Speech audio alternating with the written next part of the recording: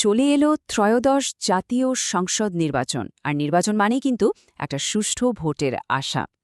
এই আশা আর উদ্বেগের মাঝেই নির্বাচন কমিশন একটা দারুণ নতুন ব্যবস্থা নিয়ে এসেছে।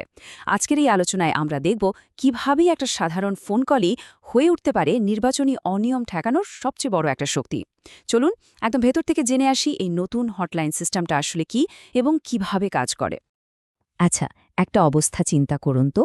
নির্বাচনের দিন আপনি ভোট কেন্দ্রে গেলেন আর দেখলেন চোখের সামনেই কোনো একটা গণ্ডগোল বা অনিয়ম হচ্ছে, তখন কি করবেন? কাকে জানাবেন?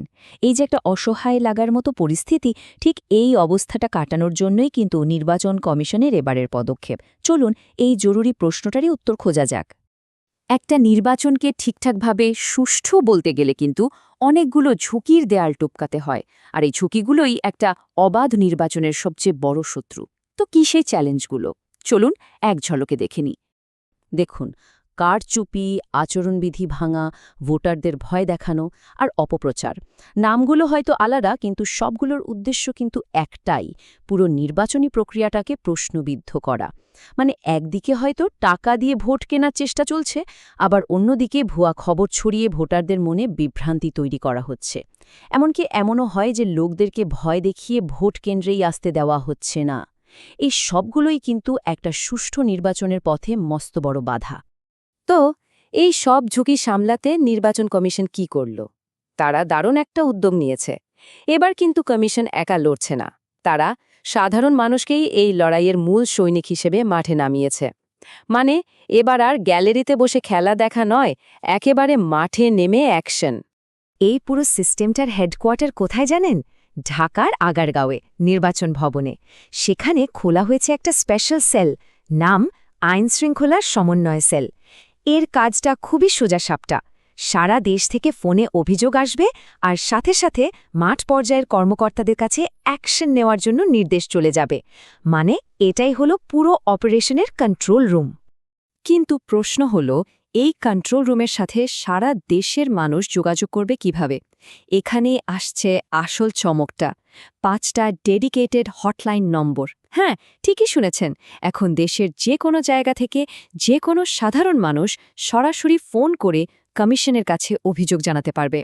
এর চেয়ে বড় নাগরিক ক্ষমতায়ন আর কি হতে পারে বলুন? আচ্ছা, অভিযোগ তো জানাবেন, কিন্তু কিভাবে? প্রক্রিয়াটা কি খুব জটিল? একদমই না। চলুন একদম সহজ করে পুরো ব্যাপারটা বুঝে নিই। এই যে স্ক্রিনে দেখছেন 5টা নম্বর, এগুলোকে শুধু কয়েকটা সংখ্যা ভাবলে কিন্তু ভুল হবে। এগুলোই হতে পারে নির্বাচনের অনিয়ম রুখতে আপনার সবচেয়ে বড় হাতিয়ার। নম্বরগুলো আমি একবার বলছি, দরকার হলে এখনই সেভ করে ফেলুন বা একটা স্ক্রিনশট নিয়ে রাখুন। নম্বরগুলো হল 02550-07470, 02550-07471, 02550-07472, 02550-07474 এবং 02550-07506। মনে রাখবেন, এই নম্বরগুলোই কিন্তু আপনার অভিযোগ সরাসরি কমিশনে পৌঁছে দেবে। তবে একটা বিষয় মাথায় রাখতে হবে, এই সেবাটা কিন্তু একটা নির্দিষ্ট সময়ের জন্য। এটা শুরু হচ্ছে আজ, মানে 11 ফেব্রুয়ারি থেকে, আর চলবে একেবারে নির্বাচনের পরের দিন 13 ফেব্রুয়ারি পর্যন্ত। আর সবচেয়ে দারুণ ব্যাপার কি জানেন? এই সময়টায় কোনো দিন রাত নেই, 24 ঘণ্টায় এই লাইনগুলো খোলা থাকবে।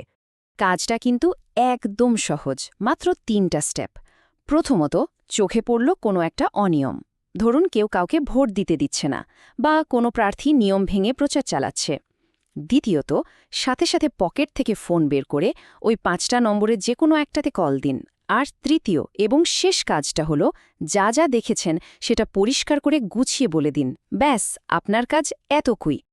এখন মনে প্রশ্ন আসতেই পারে, একটা হটলাইন চালু করলেই কি সব সমস্যার সমাধান হয়ে যাবে? এই উদ্যোগটা আসলে কতটা গুরুত্বপূর্ণ? চলুন বিষয়টা আরেকটু তলিয়ে দেখা যাক। দেখুন, এই সিস্টেমটার সাফল্যের চাবিকাঠি কিন্তু লুকিয়ে আছে দুটো বড় প্রতিশ্রুতির মধ্যে। প্রথমটা হলো নিরাপত্তা, মানে যিনি অভিযোগ করবেন তার পরিচয় পুরোপুরি গোপন রাখা হবে, ফলে কেউ ভয় না পেয়ে অভিযোগ করতে পারবে। আর দ্বিতীয়টা হলো অ্যাকশন। শুধু অভিযোগ শুনেই কিন্তু কাজ শেষ নয়। কমিশন কথা দিচ্ছে যে প্রত্যেকটা অভিযোগের ভিত্তিতে খুব দ্রুত ব্যবস্থা নেওয়া হবে। এই নিরাপত্তা আর দ্রুত অ্যাকশন, এই দুটো মিলেই কিন্তু সিস্টেমটাকে শক্তিশালী করে তুলেছে। ব্যাপারটা হলো, নির্বাচন কমিশনও কিন্তু বলছে যে একা তাদের পক্ষে একটা নিখুঁত নির্বাচন করা প্রায় অসম্ভব। জনগণের সাহায্য তাদের লাগবেই। সোজা কথায় তারা বলছে, আপনারা এগিয়ে না এলে হবে না।